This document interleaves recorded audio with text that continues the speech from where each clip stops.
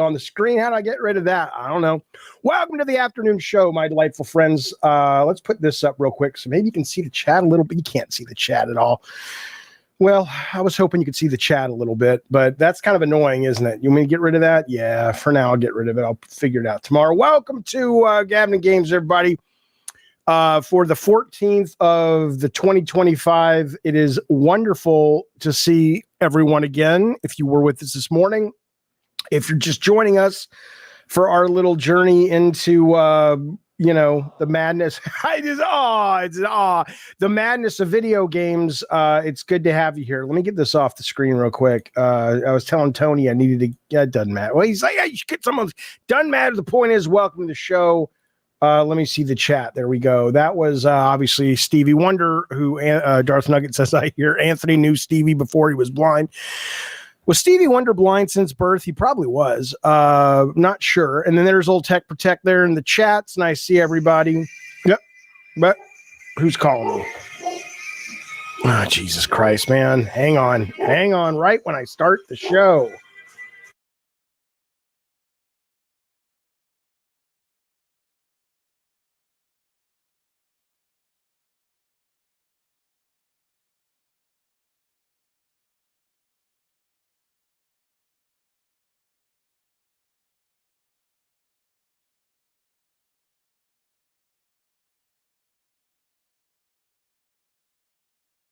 I apologize, fellas. That was, fuck it, I'll just tell you. So, I was on the Wegovy, but Wegovy's really hard to get. It's for the weight loss and the diabetes. Not that I have the diabetes, but I had pre-diabetes. And I was on the Ozempic. It doesn't matter. The point is they got it back in stock. It's coming. That's all I'm saying. Okay, welcome to the show. It's a show about video games, and it's a show about people helping. It's just about video games. That's all we got. What? Come on, focus, Jaffe. Okay, stop. Let's do this again. Oh my God, this wouldn't happen if I'd stayed Catholic. Do you know? So, okay, my dad was Jewish, always, like his whole family. My mom was Southern Baptist. And this was so funny to me. And it shouldn't be funny, but it was funny. My mom was Southern Baptist. She converted to marry my dad. Okay. So we were raised Jewish, but I was not religious since I was 7. But one of my sister's kids, she converted to Catholicism when she got married. And one of our Jewish friends' parents was at the wedding, and the lady's crying. And I'm just like, well, why are you crying? And she's like, because we lost another one. What's the matter with religious people? Jews or Christians or any goddamn thing in between? Who gives a shit? It's not the Pokemon. You don't have to catch them all. I don't understand why. What does it matter? There's more. Oh, look, we got 4 more Christians this week. We lost 4 Jews. And I mean, who? Shh. Here's the deal, boys and lady. There's like one lady in this show that watches. They're not all going to be winners. If I'm doing this many shows, some of them are going to be me going off the rails. It's late in the afternoon here in San Diego. I don't know where this is going. Let me do a little bit of this, though. I do hear, let me get this all set up for us because it's important we get right into the news. I hear someone that... Housekeeping? Housekeeping? Open the door or I'm going to throw rocks through your windows, you dumb whore. We have housekeeping we have to get to. That's what it is. I forgot.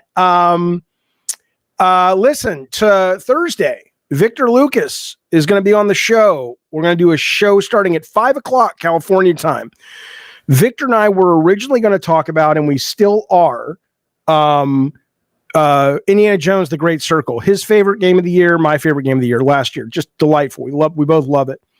But we're both very much like most people who follow this stuff and talk about this stuff. We're very much under the impression that we will be getting news on the Nintendo Switch as well that day. And so we'll probably start with that topic and then dive into Indiana Jones after. So just FYI, that's happening. Also, tomorrow, the morning show, I might just game early in the morning because I'm going to be on a podcast with Colin Moriarty tomorrow at 11 California time, and then we're back with normal Gabbing and Games, right? Okay, so there's that. Alana Pierce, her and I talked. She had to leave for the fire. She's still planning on coming on the show. We're going to talk in February. And then I started talking to this lady that some of you guys know and love, and some of you guys don't. It's kind of a culture war thing. Her and I were like, hey, let's do a show. So she looks like she might be coming on the show too. So that's all going on. Just want to give you a heads up. I haven't forgotten about the interviews. Victor will be here Thursday. It's going to be a good chat. If you haven't played Indiana Jones, or if you are not worried about spoilers, show up. But if you are almost finished, finish it, because we're going to be diving fucking deep into it. Okay. There's a lot going on here at the Gabbin' and the Games, which is how I like it. I like it when it's busy. But I am starting to get a little loopy as the day drains on. How do you do that? I don't know. I try to get enough sleep, try to get a little bit of exercise, not as much as I should. Look, we're streaming. Come on now. Tony, help. Anthony, Tech Protect, help. What's happening? I don't know. You wouldn't even know if I was having a stroke online. You wouldn't know. That's one of the benefits. Okay.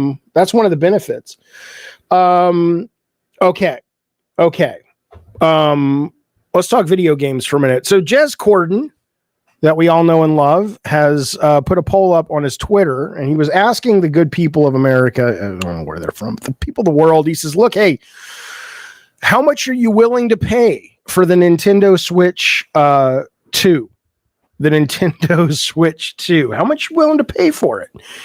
And it's an interesting question because, again, we probably know that it's going to be coming out this Tuesday, the news about it anyway, like what it is. Maybe we'll get one of those cool videos with the dude taking his Switch and going off and playing tennis. You know, I'll talk about that in a minute. But anyway, he's like, hey, what's the price point, right? He asked his audience on Twitter, how much are you willing to pay for the Nintendo Switch? Do you want it at all? Not want it was a choice. $2.99 is a choice. $3.99 is a choice. $4.99 is a choice. Now, let's be clear. The Nintendo Switch, the first one, launched 8 years ago. You remember how much it was? $2.99. $2.99. I think it's going to be difficult. I think it's going to be difficult. Not how much it's going to be, how much you're willing to pay. Well, let me tell you what people said. 14% said they would pay $4.99. RPG in the chat says that as well. I wouldn't pay $500. You goddamn out of your mind. Pay a couple $100 more to get yourself a Rogue Ally. Rogue Ally. What are the ROG Ally? Fuck that. Okay. 16.8% said they'd be willing to pay $2.99 for it. That sounds more like it. Maybe because of inflation, kick it up to $3.50. 23% simply don't want it. The number one, how much are you willing to pay for the Nintendo Switch 2? $3.99. 46% of his audience said they would pay $400. So you walk out of the store with a game and taxes, you're probably spending $500 fucking bucks. You better be. I mean, think about that. It better be a good fucking video game if you're going to walk out and you're going to give up $500 of your ducats. You better walk out of there with something that makes you jump for fucking joy. Better not. I got Madden on my Switch too. Who gives a shit? So we're going to be talking a little later in the show. In fact, we'll talk about it right now. This is an article that just went up on GameSpot. All the Nintendo Switch 2 games rumored so far. So the question is, which one of these video games here that I'm about to share with you do you think would be worth it for you? Would you drop $500 on any of the following games? Or actually, wait, $4.99? Hang on. What did he... yeah, $4.99, and then so it's anywhere from $500 to $600 when you walk out with the when you walk out with the game and everything else. Okay, let me put the chat here if you want to call in, share your thoughts. There it is, right there. Tony, if you can, if you're watching, Anthony, God damn it, Tech Protect. I know that's your superhero name. You should see if you can pin that up in the YouTube. That would be great. But listen now, $499 to let's say it's $400 to $500, $600 you walk out of the store with. Okay, here are the Nintendo Switch games rumored so far. Would any of these motivate you to go and spend that kind of money? Here we go. We have Assassin's Creed Mirage is rumored. No, thank you. I can play that now. What the fuck? And Switch is not going to be the belle of the ball when it launches. Even the day it launches, it's not going to fucking matter, right? Because you're already going to be able to play this looking better on the fucking PC. Okay, so Assassin's Creed Mirage, no, doesn't do it for me. Assassin's Creed Shadows, nope, doesn't do it for me. I'm going to play that on GeForce. Now, you may not, if all you are is not all, but if all you are is a console player, and you want Assassin's Creed Shadows, do you really think that the fucking Nintendo Switch 2 is going to be more capable than the fucking PS5? I don't think it is, in which case I'd play the shit out of it on the PS5, but we'll see. Okay, so no. Final Fantasy VII Remake, nope. If you have not had a PlayStation, I could see this being something that gets your goat, but no, for me, no.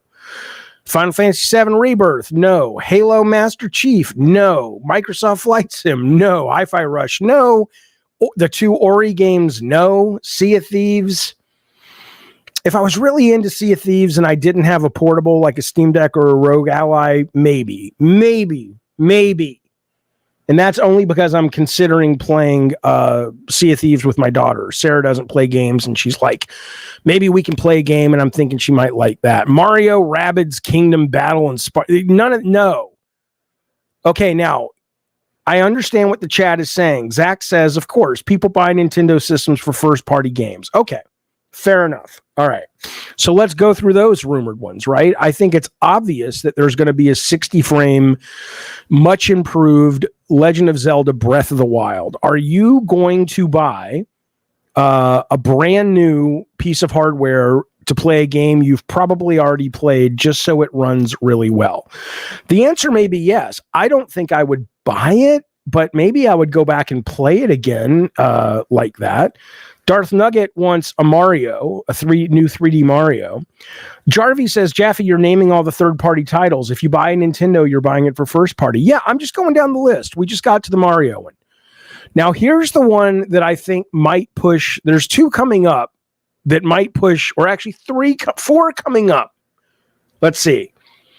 There's 4 coming up that might push people over the edge, okay? I don't think these will. The Division is rumored, no. Rainbow Six Siege, no. Professor Layton and a New World of Steam, no thank you. Here are the ones I think. There are 4 that we're looking at that are rumored on GameSpot, and I think these could push people into getting a position to buy. I mean, some of you guys would go with, it says this is not one of the 4.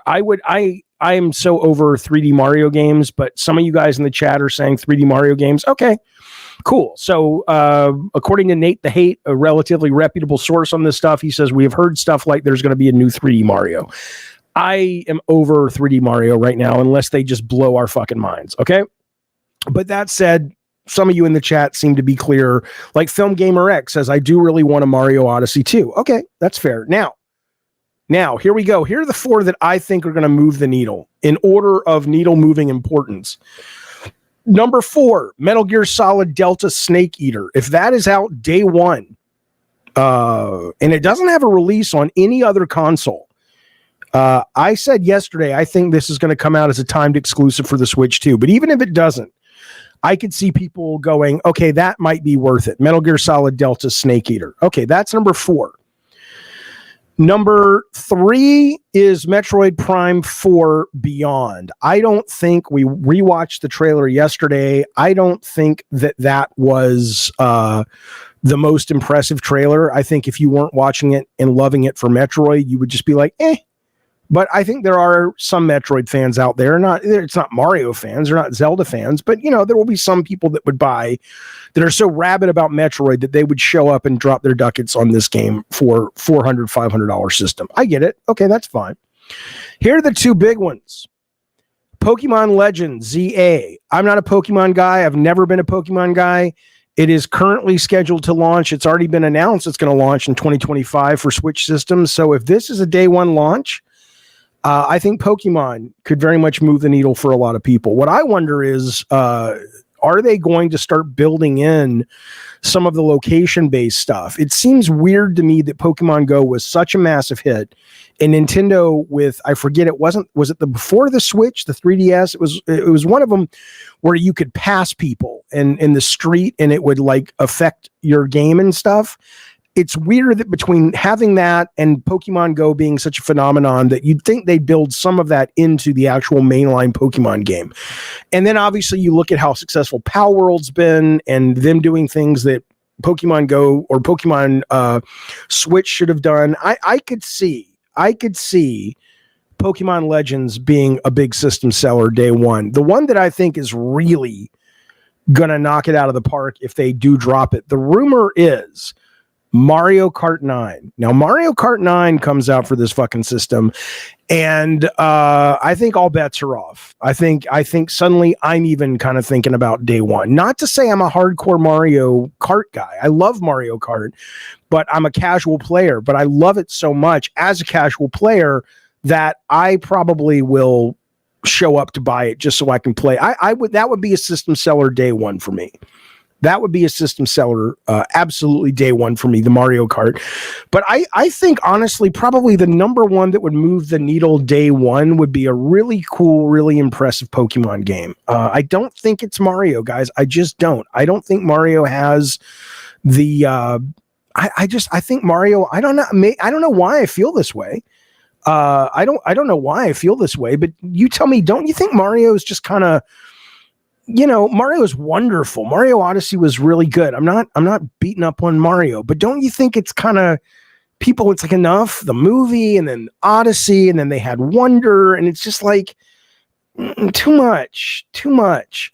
Admiral says, but Jaffe, it's been 8 years since the last full new 3D Mario. Okay, that is fair. You're right about that. It doesn't feel like it's been 8 years, but it's a good point. I mean, maybe it's just me. Let me look at Super Mario Odyssey. Maybe I need to go back and play it. It's been a long time.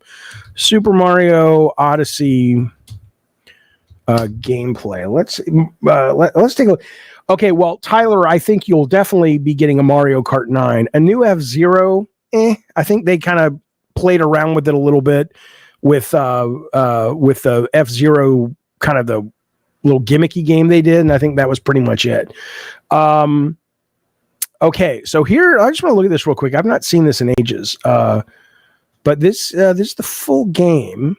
Why didn't I love this? Because I loved Mario 64. I'm trying to figure out what it was about this game that kind of left me a little cold. I know this sounds so stupid. I know this sounds so dumb, but I think part of what I didn't like about it and was the whole Mario in the real world kind of thing. I mean, isn't that weird that would be so off-putting to me? But there was something about Mario being in the real world with the taxi cabs and the real life looking people and stuff. I found that kind of weird and disturbing. And I see this and I go, ooh, Mario, classic Mario. Oh, I'm excited. But yeah, when I go back to that level, maybe, yeah, this just feels strange to me. Like it feels like a Sonic adventure game or something. I don't like it, but we'll see. Tech Protect in the chat. What did he say? He says, he said something because somebody said that makes perfect sense. Oh, he's talking about something else. Okay, gotcha. Okay. Japanese media companies were willing to cut sales costs for... Okay, I'm reading the wrong chat. Sorry. Darth Nugget, you're a grown-ass man. I heard Bowser's Fury was actually really good. Was really, really good. So, you know what? Maybe, I don't know. Tell me this. Is there anybody in the chat that agrees with me that you think Mario is kind of like, I'm ready for something new? Is that just kind of a me thing? If it is, that's fine. I've been in the minority before. I understand. Carlos says, honestly, I found most of the levels in the game not that interesting. You know, I wonder what it is about this game, and maybe it's just nostalgia, but the Super Mario N64, something about this game just felt more. I don't know what it is. I should be able to articulate it as sort of somebody who's designed video games before. But there was something about the level design and the sense of exploration, and it may have just been a time where we hadn't really gotten much like this, and it's just nostalgia. But there's something about this that suggests to me that this was missing from Odyssey, and I just don't kind of know what. Give me 1 second. I want to see if I can articulate this. What was it? If it wasn't just nostalgia, you know what it may have been? I think the joy of discovery, like it felt more like wherever I went, or there was a lot more to the, hey, let me try this. And it paid off, or, ooh, that looks interesting. And I actually explored and I found something and I'm like, oh, I'm glad I explored it. I didn't feel that much when I was playing, Odyssey. I don't know why. Maybe it's because they had so much that they had to design around the hats for, that when you have a limited set of basic moves, you end up, it feels like a richer immersive experience or something, whereas maybe the Odyssey just felt more gimmicky. I don't know. Zach said there's far more variety in terms of quality, making it more difficult for Nintendo to stand out. In terms of other companies, now it's a good point. Kyle says when it comes to 64, it had simple gameplay but had a large variety of things to do. Yeah, I don't know. I don't know what it is, but I'm interested in seeing if they can kind of bring the magic back. Maybe they will. What's up, Frank Blasi? Good to see you, buddy. Jaffe says, Jarvie, you seem to want a game to be revolutionary. I could be wrong, but you talk about how games look generic, and for me, I don't care if it's the same as long as it's fun. I don't need them to be revolutionary, but if you want me to buy your system for $500, which is what we're talking about what is the system seller that if you walk into a store day one, you're like, it's worth it. I'm going to walk out feeling good about having spent $4.99 or $3.99 and $60 plus tax on the game. In that case, it doesn't have to be revolutionary, but it absolutely needs to blow your fucking mind regardless. I was looking at this. If you look at Nintendo hardware launch titles, there's a really neat graphic of this. And it is really interesting to go back and kind of revisit. And these are launch day. This is not launch window, right? So like, I mean, you go back to sort of, I don't. This is why can't I get any bigger than this? That's what she said. Zing. Hang on. Give me this, and give me this. Let me open this so I can see what the games are better. And it's still opening. Okay, that's fine. Okay, so I look at this and so the system sellers on obviously the Switch. Like the Switch did not launch with Mario. People remember it wrong. A lot of people say, "Oh, it launched with Mario." It didn't. It was in the launch year. It was launch window. But the system seller there, that's a tougher one for me. I mean, I was more interested in trying out ARMS than I was in trying out Zelda.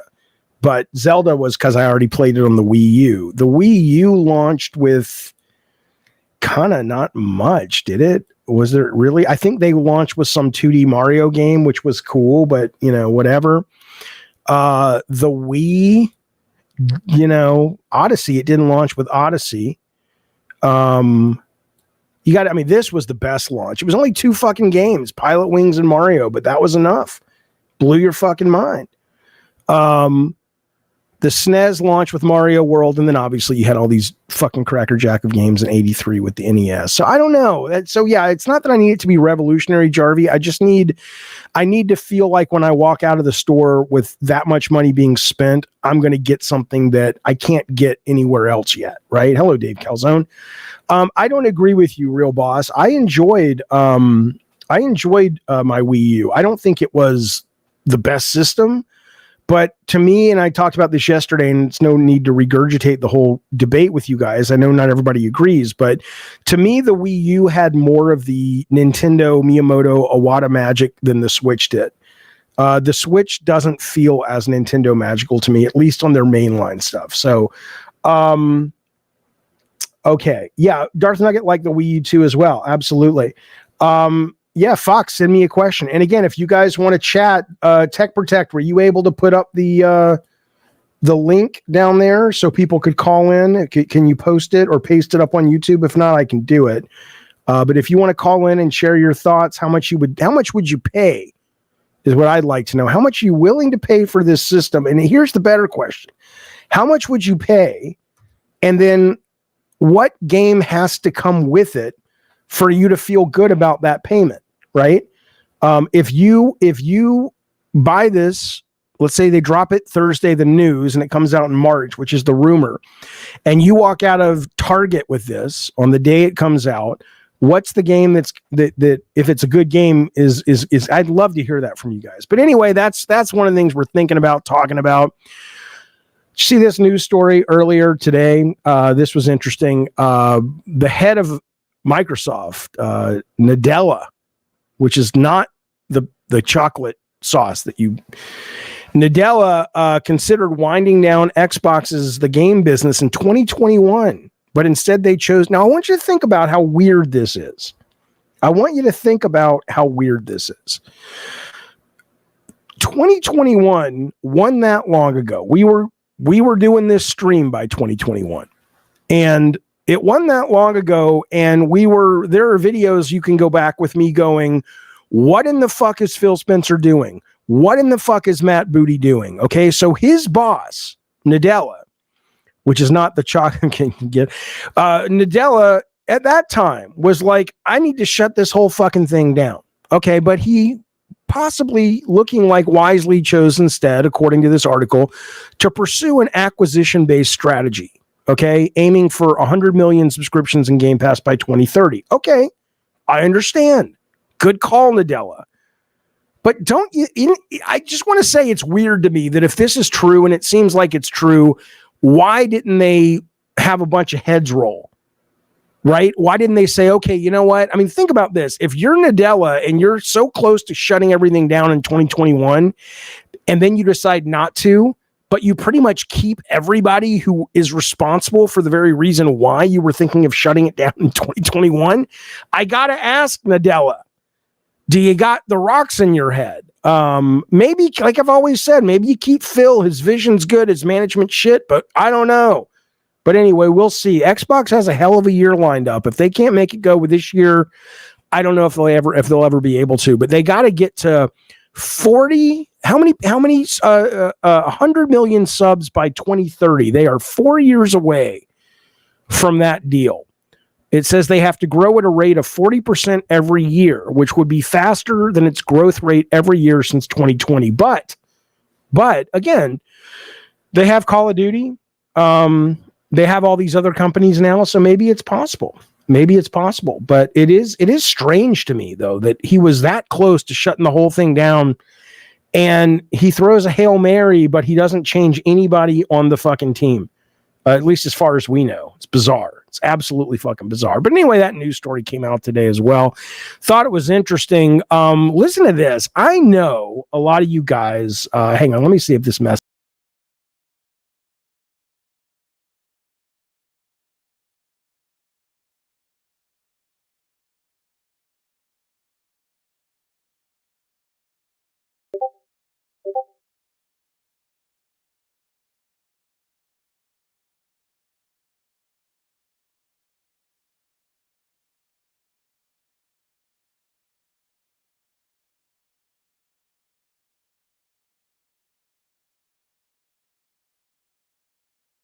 Great. I was going to give you a whole, like,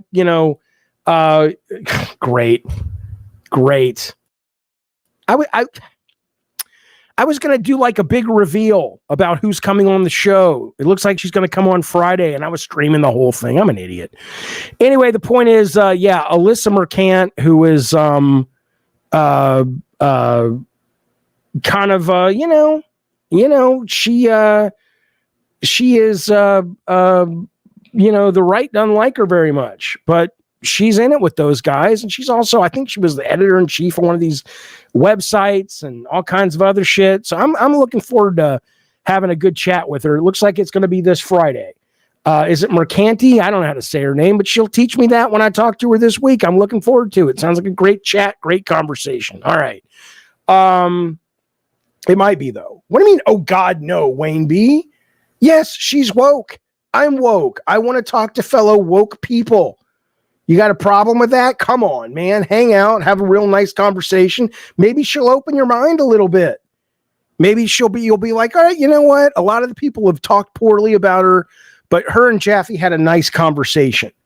Why can't I have conversations with, you guys didn't mind when I had conversations with people on the right, but now I can't have a conversation with this nice lady? Why not?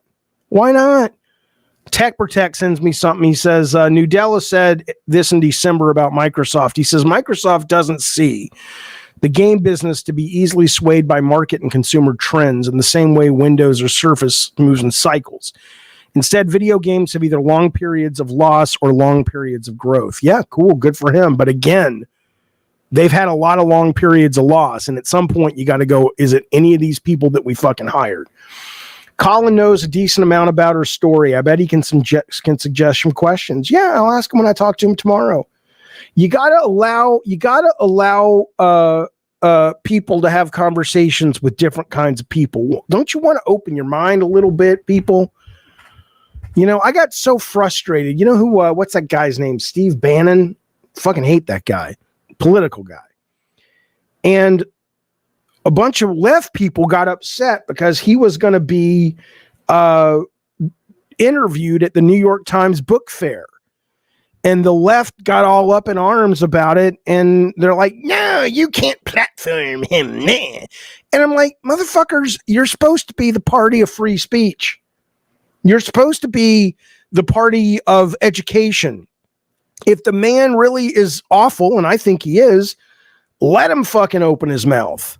Let him open his mouth to a really smart New York Times interviewer and see what happens. I'm tired of that. The left has let me down. Let's put it that way. And I'm as left as you can fucking get. Progressive, better than left. And they let me down. Thus, we're going to talk about Transformers. Transformers Reactivate was canceled. This is a game that has been going on for a long time. We heard about it in 2022, right? So this is probably, we're looking at like a 5-year game at least, from the good folks over at Splash Damage. And they laid off a bunch of people, I guess. A number of roles, they said, at the studio are at the risk of redundancy. It was going to be about a group of humans reviving Bumblebee. The official website describes the game, this is reporting from Polygon, as a 1 to 4 player online action game for consoles. Okay. So I want to show you guys the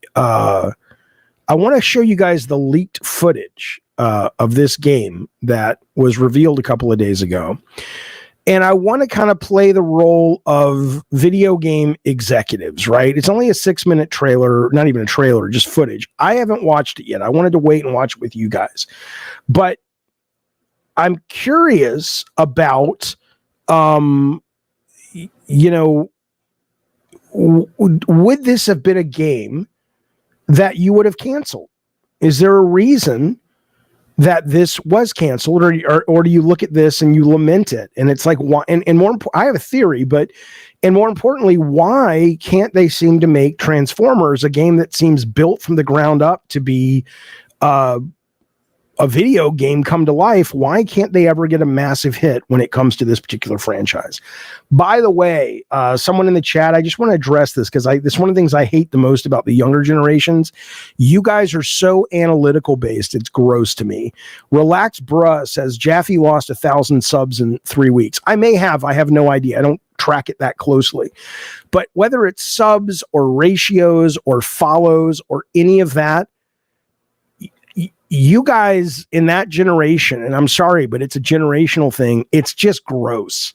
Your obsession with these metrics, they don't mean anything. They don't translate into anything of value. If you run a YouTube channel, guess what? You should want to lose subscribers. You should want people who don't like what you have to say or don't vibe with you in any way, shape, or form. You should want them out the door, off the elevator as fast as fucking possible, because they're not your people. They're never going to convert to customers. They're never going to convert to fans. And more importantly, you're not making content for them, right? So yes, the door is a big door that says unsubscribe. My friends, I'll guide you to the button. If you follow YouTubers that follow metrics closely enough that they change who they are when they speak to you in order to not lose subscribers, guess what? That's a grifter. That's a grifter. They're lying in order to make money. I'm sorry, I won't do it. And you shouldn't tolerate it. You shouldn't fucking tolerate it. Okay. Fuck you, JJD. JJD says Jaffe is as open-minded as the fires are contained. Go fuck yourself.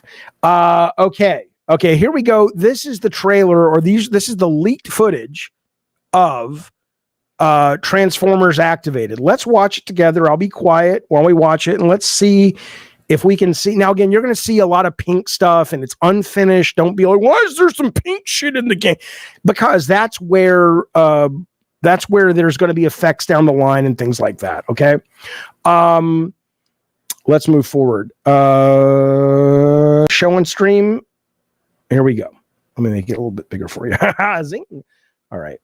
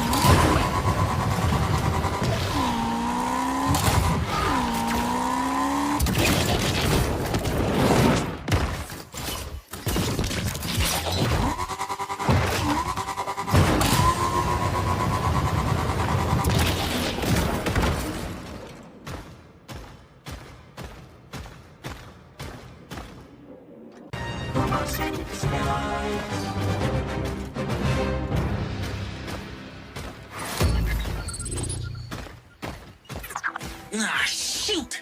There's too many legions for us to start extracting the energon. Head to these coordinates and kick their butts, okay?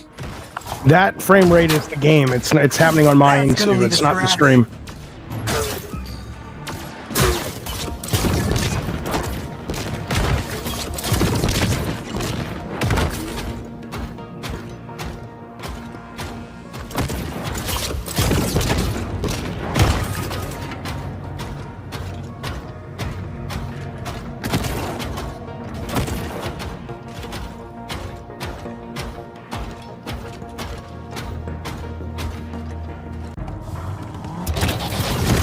Now it should be running normal again. Let me know.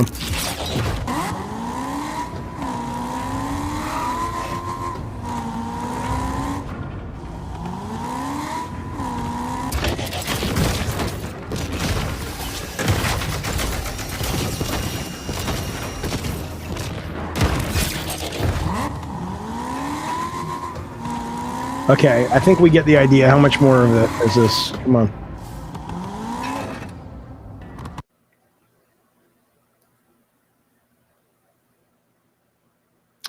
Yeah, this should have been canceled, I think. But I'll give you my thoughts. Now, again, let's get some context in here, right?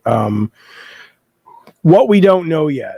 This was my understanding is this was going to be a free-to-play game. It was done by Splash Damage. Hasbro pulled the plug after over 4 years of development. I don't know. I want to say I saw $100 million thrown about, but I don't know if that's accurate. As what they actually spent. Maybe that's nowhere near close to it. I have no clue on that. Okay. But I'll tell you my thoughts on this.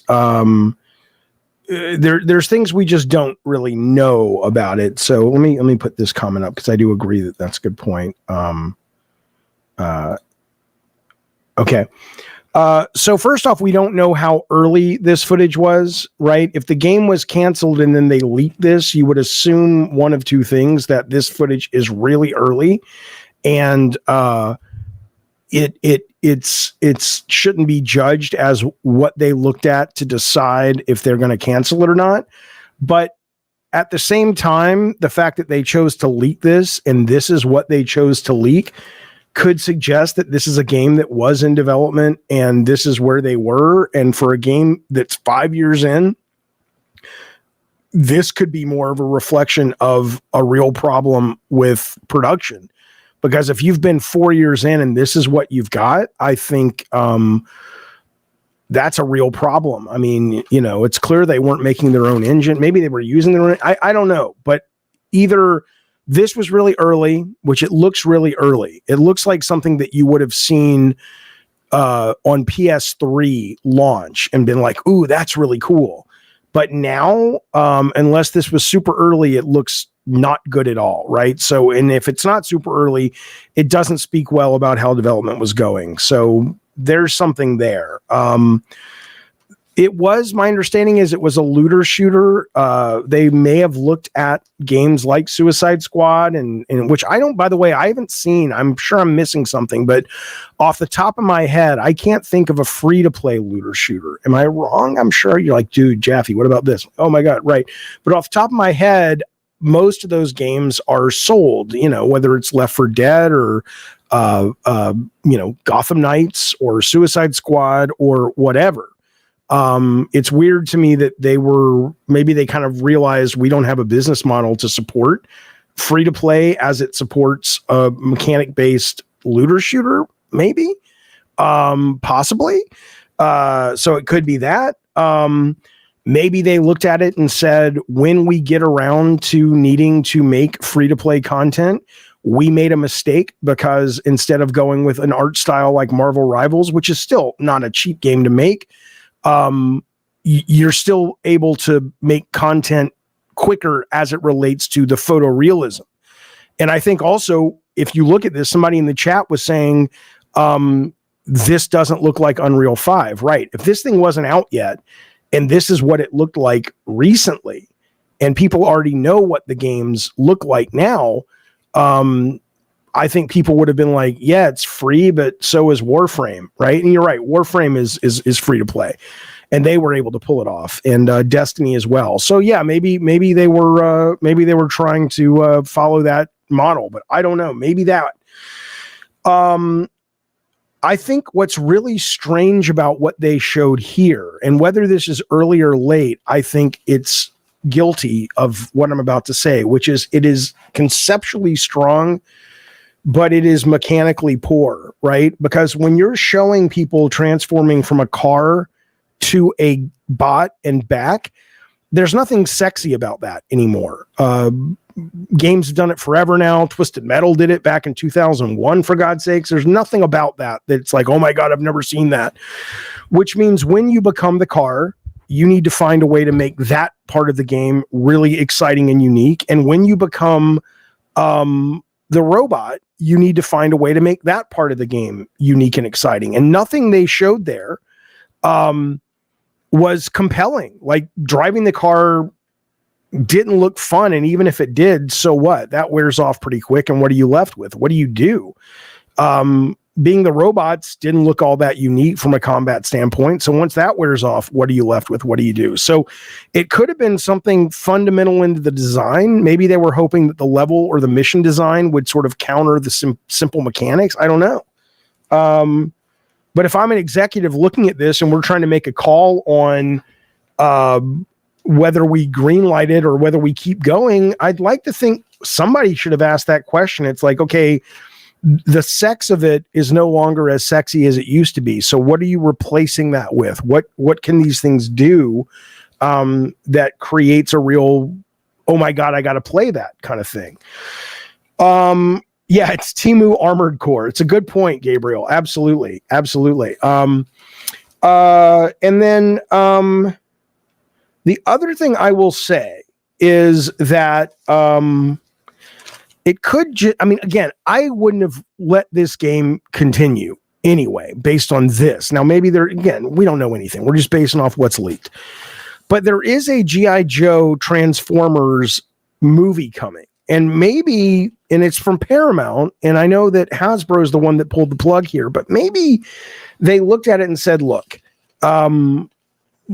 G.I. Joe is going to come in where Spielberg's producing it, Michael Bay's producing it. It's not like the old G.I. Joe things with The Rock and Bruce Willis.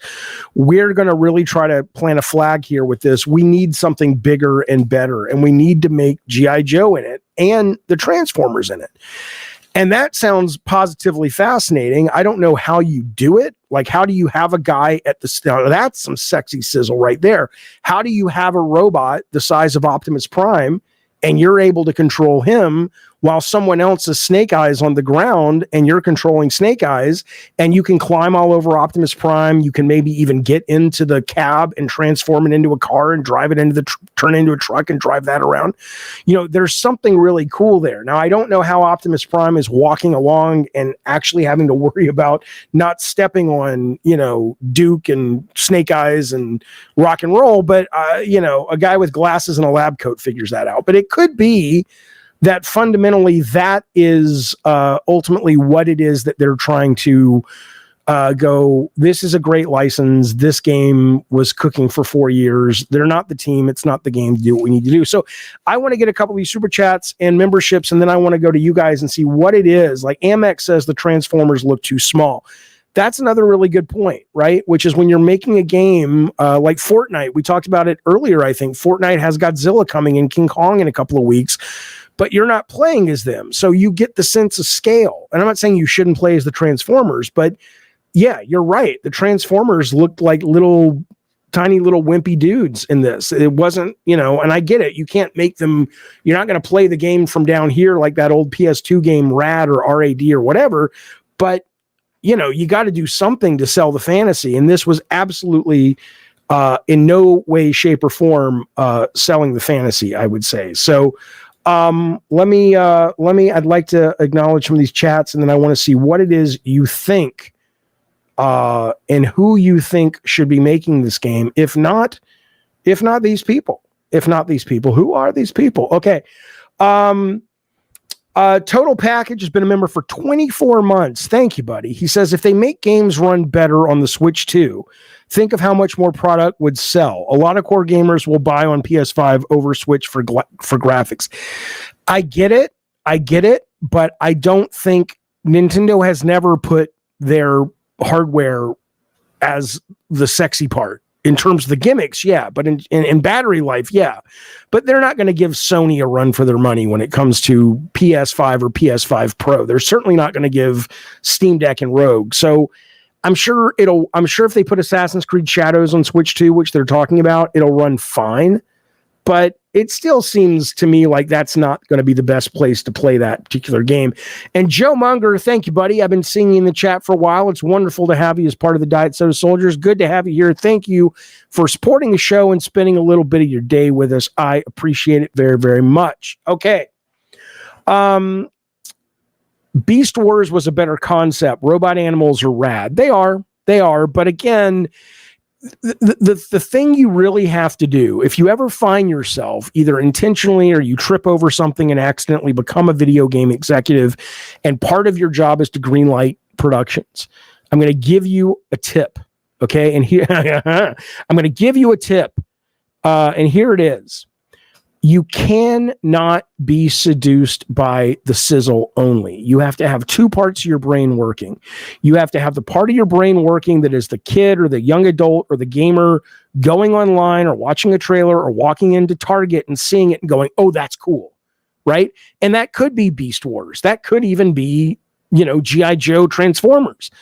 But then you've got to be the guy in the room or the girl in the room that asks the developer, okay, this is all cool, but when I am a beast, when I transform into the robot T-Rex, whatever that his name is, what do I get to do? How do I play that in a way that mechanically, not only can you sustain a game for hours, and now also sustain, in this case, the free-to-play, like what's the loop to make me want to keep choring up to build this character up that doesn't run afoul of pay to win, but what's just fun to do as this guy that I haven't done 1,000 times before in video games already. Like if you don't ask that, you end up with shit like this.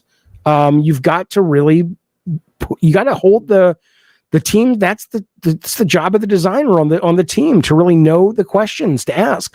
Make an ActRaiser Contra clone is a suggestion we're getting from Benjamin. Side-scrolling G.I. Joe shooting levels, then defense building with robots. I mean, I don't think that would make any kind of money, really. I mean, let me think about it. I mean, the problem is I don't think anybody wants to be doing tower defense and building with this brand unless it's like a real niche kind of thing like Marvel Snap.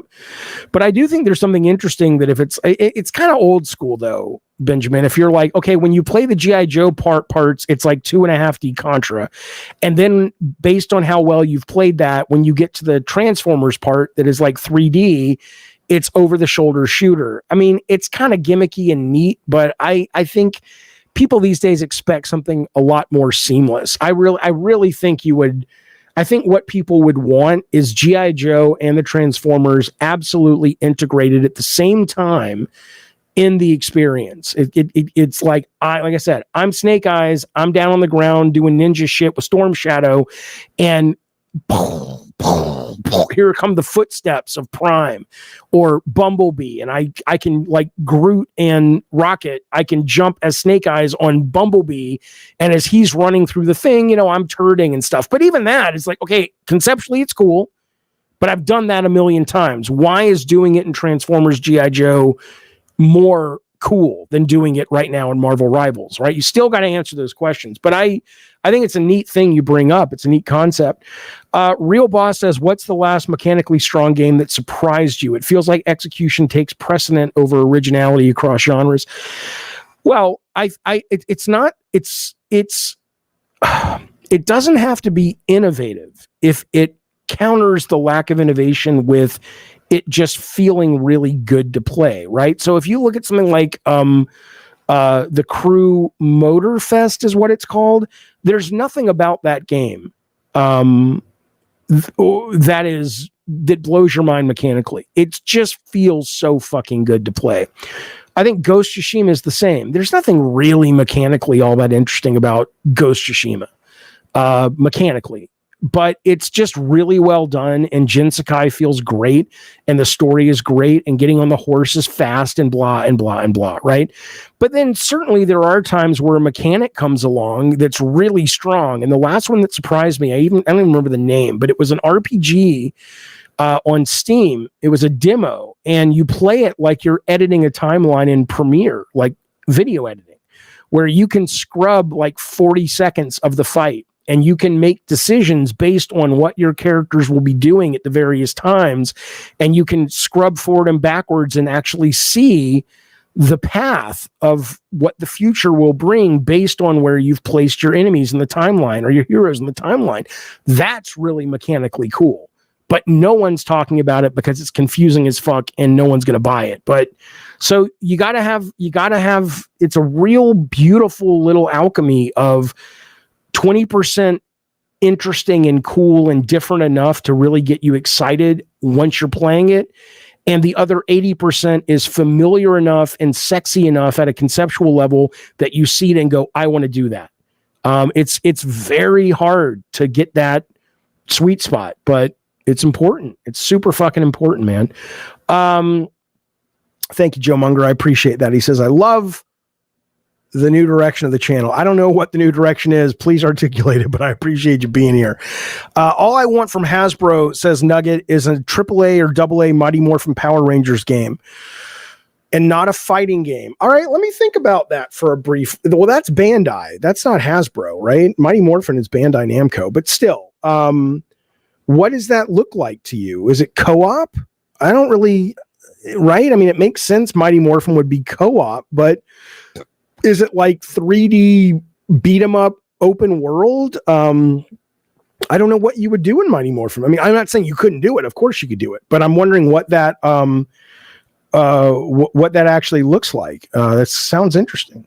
Like as a brand, I would agree with you. I don't know how much their side scroller that just came out from, was it Atari that put that out? I don't know how well that did, but I know a lot of people were excited about it. So, okay, let's move on, though, unless you guys have some other thoughts on this. I've never played a Metroid game, Jaffe says K, but I want to see Jaffe's Metroid drama be resurrected. It would be awesome if he gets stuck again. Can you imagine?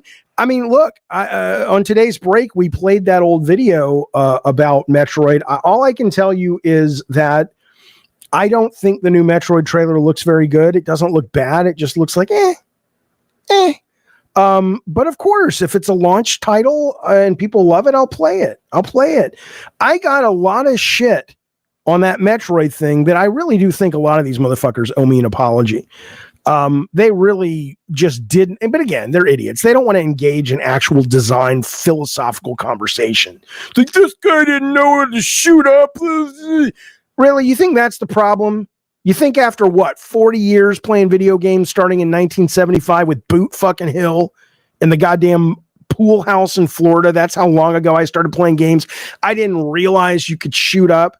That wasn't the issue. So shut up. Yeah, let's beat a dead horse, Jaffe. It's my middle name. Going to need multiple IPs in one game, says PK. G.I. Joe brand isn't big enough on its own anymore. Well, yeah, but it will be if the movie hits. If you've got Michael Bay and Spielberg, which you do, going, let's make a G.I. Joe Transformers movie, I think what they're betting on is, if that's one of the reasons they canceled this, is they're betting on the fact that, hey, this is going to be the next big summer blockbuster. Let's not screw the pooch with this thing. Let's really put the money behind it and make it work.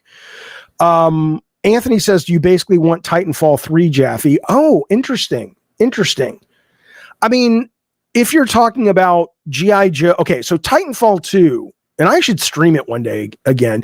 Titanfall 2 is, and I think a lot of people agree with this. I'm not saying anything, out there. Titanfall 2 is one of the best single player shooter campaigns ever. It's excellent. I never played any of the multiplayer Titanfalls for the most part. But if you're asking, yeah, I mean, certainly that would be, you can tell my Ritalin's wearing off because my face ticks get worse when it leaves my system. It's so weird. But I don't know. I mean, what are you? Okay, we've just made it. You and me, Anthony, let's go make money. Listen to this. Here's what you do. I mean, first off, I would want it to be single player. But the challenge of it being single player is it an open world GTA? You can get in any Transformer as a G.I. Joe character. I don't know. But here's the secret sauce, though.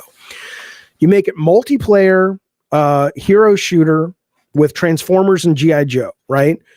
One of them is always an AI, right? So if I'm playing Snake Eyes, Bumblebee is AI. And offline, I can nurture my AI. I can nurture the G.I. Joe AI that I choose, and I can nurture the Transformer. So how good the Transformer plays while I'm playing Storm Shadow or Rock and Roll is based on the Tamagotchi shit. And you can switch back and forth between them, and you're still playing with other people, right? I think that would be really fucking cool.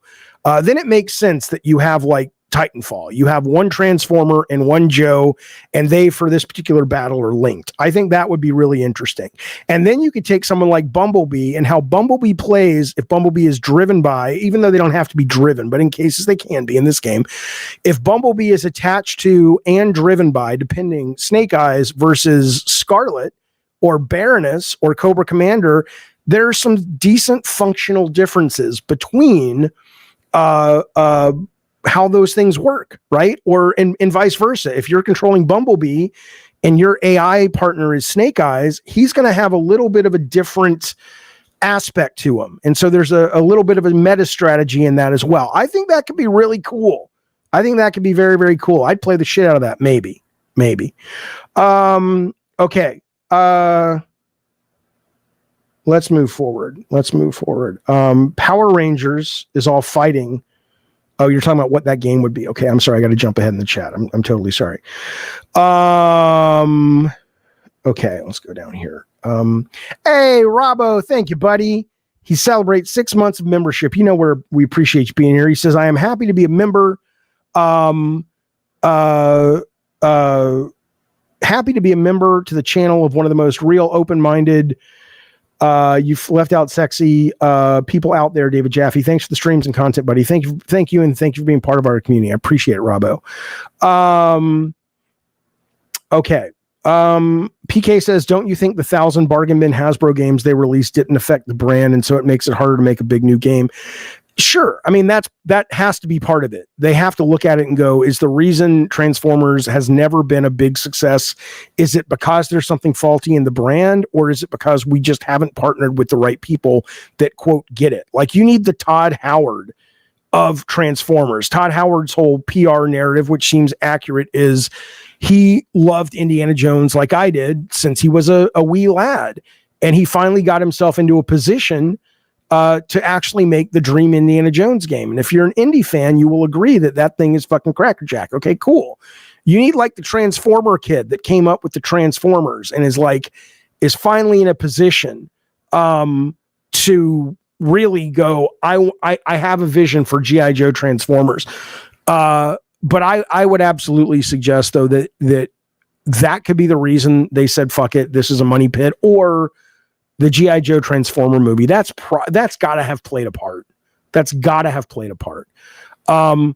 K is not wrong. But that's not a me problem. He says, Jaffe's idea of I play the shit out of that equals I'd play it for 15 minutes and then complain it's too slow and quit. Yeah. If that's a game problem, man. If the game, I'm sorry, as I've said over and over ad nauseum, it is a Stockholm syndrome thing that game players deal with, which is you always blame the player and you don't blame the game. I don't understand that. If the game is slow, literally I had Warped Eye telling me. Now, do I think it's harming Marvel Rivals? No. Do I love Marvel Rivals? Yes, I think it's great. I'm enjoying it. But he's not wrong when he says but his experience of playing Marvel Rivals was spawn, walk to get to where the battle's happening, look around for a second, die, and then go all the way back, walk, and he's like, fuck it, I uninstalled it, right? That game, it should be thanking its lucky fucking stars that it caught on like it did, because it does not go out of its way to be welcoming, is what I would fucking say. Right. Jot says it's my experience with Overwatch. Tech Protect says we should move on. All right, let's do it. And we should. Okay. All right. Okay. Well, is there news on the TikTok ban? I don't know if there's any news on the did something happen? I know that they're talking about banning it, and I know that even yesterday I saw this horrific concept that people were saying Elon Musk was circling, or they were circling Musk as somebody to sell the American arm of TikTok to. But did something happen while we were streaming? Like, did something come down today and occur? Because if it did, and if it is exactly what we're talking about, which is Elon Musk getting his grubby little mitts on the goddamn TikTok, I think that would just be horrible. It would be absolutely horrible. And no matter what you think about Elon Musk, I would not support that. By the way, okay, so we're gonna move on though. I just want to show you this. I just, they had. I feel for the Suicide Squad because I liked it. I didn't love it. I had issues with it, but I thought it was a way better game than people give it credit for. Well, today, Suicide Squad Kill the Justice League live service story has concluded with a 2D cutscene that looks like it's straight out of Twisted Metal 2. That shows that Harley Quinn explains the ending. And what she says is, all you people who were, I mean, it's so bizarre to me that people were actually like, what do you can't kill the Justice League. It's like, dude, first off, if you read comic books, they kill fucking people in the comic books all the fucking time. They kill people in the fucking comic books all the fucking time, and they come back all the fucking time. So even if they really were the Justice League, so what? But anyway, it's like, and people were like, oh, it's woke because they're taking away our heroes. Shut up, you fucking moron, know-nothing idiot. No, shut up. When's the last time you actually bought a fucking comic book, you grifting cocksucker? Shut up. No. And then today, the ending, it turns out, by the way, remember I said it's good to lose followers? Bye-bye. Bye-bye. Don't let the door hit you, or let it hit you. Because I'm sorry, I'm not going to sit here and defend the Suicide Squad as a great fucking video game. I enjoyed it a lot. I thought it was a lot of fun, but I respect the fact that a lot of people didn't enjoy it. But the idea that one of the things that people were up in arms about was the fact that they're killing the Justice League. Oh my God, shut up. You fucking know nothing, non-comic book reading motherfucker. But more importantly, it comes out today, Harley Quinn is like in the ending cutscene, which I could have fucking made, on After Effects. But I get it. They don't have the budget. Turns out all the Justice League people that they killed were just clones. So relax. Nothing bad. No one's killed your Superman. No one's taken away the American dream. It's not the left. It's not the progressive shitting on Wonder Woman. They weren't real. They were clones. Okay. But that's all I want to let you know there. Seeing a woman kill Batman made my penis fall off, says Eddie Torres. I guess, but anyway, all these were just clones. So you can sleep well tonight knowing that the Justice League have your back. They will continue to protect you, and what other kind of horse shit we're fucking talking about. Okay.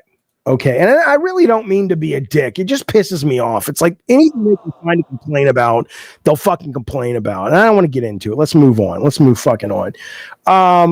Kimulator says we're almost done with our next game, which is I'm in love with your dead grandmother online battle royale. If you want to be a playable character in it, like we talked about, I would love to be a playable character in your next game. Please hit me up on Twitter with a DM, and yes, I would be honored And I hate when people use that word because they don't know what it means, and I kind of don't know either. I would love to be a character in your next game. That would be fantastic. Okay. Darth Nugget says, damn right they were clones because Warner Brothers wants to make more Batman Arkham games. They're not real. What is the matter with people? Even if they all died in Suicide Squad, they'll come back in another game. Do you honestly think if all the best and brightest came back to work at what are they called, the Turtle Rock or whatever the fuck they're called, do you honestly think that if all they came back and said we want to make a new Arkham game, they would be like, oh no, well Batman died? What are you talking about? Okay. I did, PK. We watched it yesterday. He says, check out NVIDIA's first AI video game boss. Yeah, it was interesting. I had some thoughts on it for sure. But we looked at a bunch of that stuff yesterday. Smite 2 beta. I want to ask you guys, is this something I should be playing? The open beta is happening now. It is free. 45 gods, joust and duel modes, assault alpha, and so much more. I never played Smite. My understanding is this is a MOBA, right? It's an over-the-shoulder MOBA game.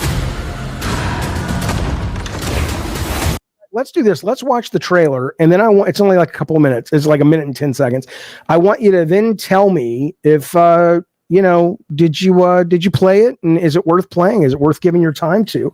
Because isn't this from the team that did Paladins as well, and then they went to Smite, but they're both kind of over the shoulder MOBAs. It's League of Legends, but it's over the shoulder, so it's more action driven than the typical MOBA. But here's the trailer, and the like I said, the beta is out right now for the sequel. So here we go.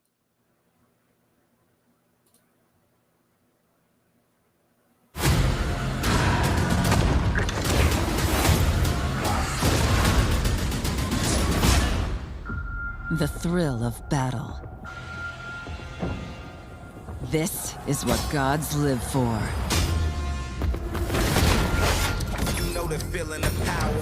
Shit. No, I'm not dealing with... Well, I already got copyright songs at the beginning. I'll just cut them here too, I guess.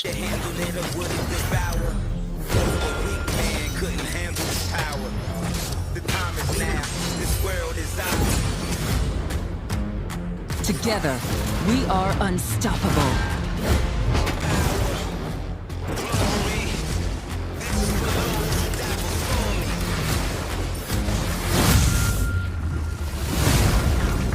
We may fall, but we rise up stronger. Death cannot defeat me. Victory is my destiny.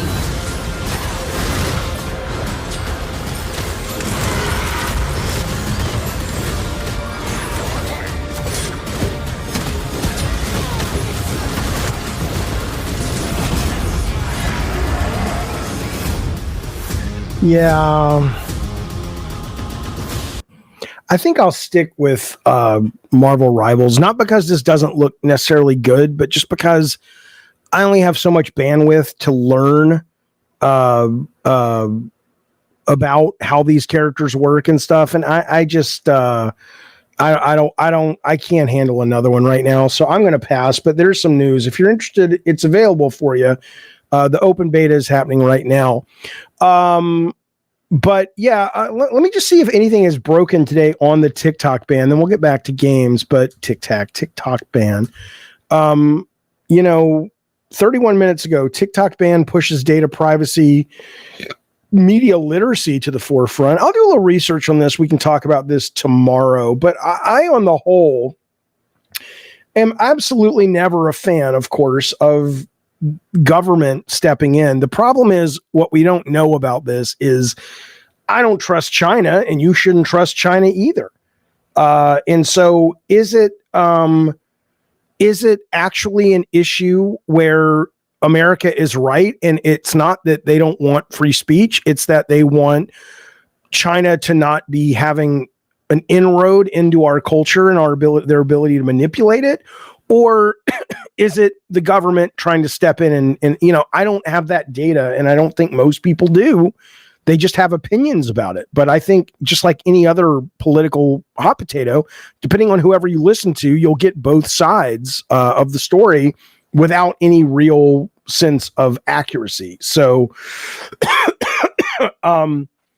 killing social media sites just forces a new one to spawn like their Hydra, says Real Boss. Yeah, but if the reason they're actually killing it, though, is because it's a literal defense issue or a spying issue from a foreign adversary, then okay, I think that's fine. I think that's totally fine. But by the way, I just want to address one more because I know, well, I'm going to leave it up to Tech Protect. Tech Protect, there's a guy in the chat who is clearly trolling, but it is something that annoys me. Not that they're trolling, but what they're talking about, which is this character, Sue Storm in Marvel Rivals. Do I take the bait and talk about it briefly, or do I move on? I'm going to move on in the meantime. But let me know if that's something I should be talking about. In the meantime, as you guys know, you may have seen it. It was a very nice little photo. Shuhei Yoshida, of Sony fame, was there for a very, very long time. Yesterday was officially his last day at Sony. My guess is he was pushed out. I don't know if that's true. For all I know, he's gone. Like if Devolver, because she was really into indies and gameplay and interesting stuff. If Devolver reached out to him and said, "Hey, come run the Japanese indie division and we'll give you ownership," right? Maybe he's like, you know what? I'm rich, but I'm never going to be super fucking rich when it comes to what I could be making. And maybe he left on his own. I don't know why he left, but he's made it clear he's going to stay in the business. Okay. But he had a wonderful run at Sony. He's a much beloved public figure. He is a genuinely good human being, at least based on all of my interactions with him. And as he walked out the door today, Sony on their store said, "You know what, Shu, we're going to do you the honor of letting you choose the monthly picks." And if you don't know what the monthly picks are, if you go to the PlayStation store, they choose the games, that for whatever reason, these are games we think you should pay attention to. And some of the times it's based on things like, it's Halloween. Here are some horror games. But these are Shuhei Yoshida's. Sony PlayStation legend Shuhei Yoshida. Seriously. And I say that with great affection for the man and respect. I'm not being silly when I say it. These are his top picks. 22 games that he feels represent, I guess, his time at PlayStation and the best that PlayStation, for him personally, has to offer. And I just want to show it to you. You can, a lot of these you've probably played. If you watch a show like this, a lot of these won't be news to you. But Nine Souls, which, to be fair, you can play right now for free on Game Pass, but that's on there. Ape Escape, which he helped develop when he was in Japan, is on there. Sound Shapes, which I have never played. But both Shu and Scott Rhodey continue to say this is one of the best games PlayStation has ever made as a publisher. Journey, of course, I love Journey. I did not love it as much as Flower. I still stand by the idea that Flower is a better game. Bloodborne is one of the best games ever made and probably the best intellectual property Sony owns, in my opinion. I hope they do a lot with this. It is a brilliant, beautiful game. Shu was involved because it was born out of the mistake of him turning down the Souls series. But Returnal, one of the best games they've ever made. They really, really, really should have tuned it different. I'm sorry, but they should have. But it's still a fucking brilliant game. Nioh 2, never played it. Tsushima is one of my favorite first-party games. Let It Die, Persona 4 Golden, Before Your Eyes, haven't played that one. Is that the one where you blink a lot? Inscription, Crash Bandicoot, he was involved in that. Fall Guys, Hades, Seafood, Dead Cells, Binding of Isaac, Doki Doki Literature Club, Genshin Impact, Shadow of the Colossus, and a game in which Shu actually appears is Super Time Force, where you can play a little Shuhei Yoshida, teeny tiny little fucking shoe, little cute little pixel shoe right there. So those are his games. If you haven't played them, certainly, I mean, if you can only play a couple of them, don't miss out on Bloodborne. Don't miss out on Returnal. Don't miss out on Ghosts. If you like RPGs, don't miss out on Persona. Don't miss out on Inscription. Hades, of course. Shadow, of course, and Doki Doki would be the ones from that list. I would say you shouldn't miss. I'm not mentioning some because I don't like them, but some of them, like I've never played Sifu or anything like that. Okay, Anthony, Tony, God damn it, Tech Protect. I haven't heard. Am I supposed to respond to this prick or not? What do you want to do? I'm going to leave it up. It's in God's hands, or maybe I wasn't looking at the chat. Let's see. Did he say anything? Tony, God, I know I'm not supposed to be using your real name. I can't help it. You're gonna have to just live with it. I apologize. Okay, well, we'll wait. We'll see what Anthony says. In the meantime, this was a sweet little sad little story. A sweet little sad little story about Palworld, which I'm kind of thinking about getting back into this game. I remember that apparently, you know, it's been so long since I played it that people are like, oh, if you go back, your whole base will have been run over and taken over. And I'm like, I don't want to deal with that. But maybe I can turn that off. I don't fucking know. But I found myself very addicted to Palworld when it came out for about 3 weeks. I really, really enjoyed it. So I might go back to it. But listen to this. This is the head of the company talking about, the game's community manager, John Bucky Buckley, talking about when the game launched. And I just thought this was delightful. He said the initial rumblings talking about how successful, because they did not expect this game to be a success, at least not like this. The initial rumblings started around 100,000 players, he says, when a couple of the developers had to go back to their desks because things started to get a bit shaky. Throughout the night, it kept going. And then there was a point definitely after midnight, because a few of us had to go home who live far away, that the servers just broke. That was when we hit around 1 million players. You can actually see, says the article in PC Gamer, the meteoric climb if you consult Steam database charts. On Friday, Palworld was gaining momentum with around 370. Listen to this number. 370,000 concurrent users. I remember it drawn to death. Mike Riccio, the lead programmer, CTO, he got so excited, and then we all did when he said, we're at 10,000 concurrent, and that was the best we ever did. 370,000 concurrents. He says then over the weekend, that shot up to 1.5 million. 1.5 million people playing at the same time. I'm sure I was one of them. All of our multiplayer capabilities started getting weird, says the community manager, going down and crashing. It was a lot of intense lag, but Epic was amazing. They're super quickly allocated more resources and helped us out. He adds that at the time, there was only one guy defending the servers against the horde of newcomers. They only had one guy. They did not see this coming. This was like the LA fires. Nobody knew it was on the way. It says this one guy was trying his best. We panicked more than we should have looking back. We didn't need to pull as many all-nighters as we did. I wish we'd reached out to other people for advice sooner. He says you get caught up in it, especially when there's a wind of negative sentiment from players. Even if it's 100% valid and they're right, it's overwhelming when those comments come flooding in. It's a good point. It's a good fucking point. One guy was on the front lines trying to hold the fucking line, man. What did Tech Protect say? What did he want me to do with this dick?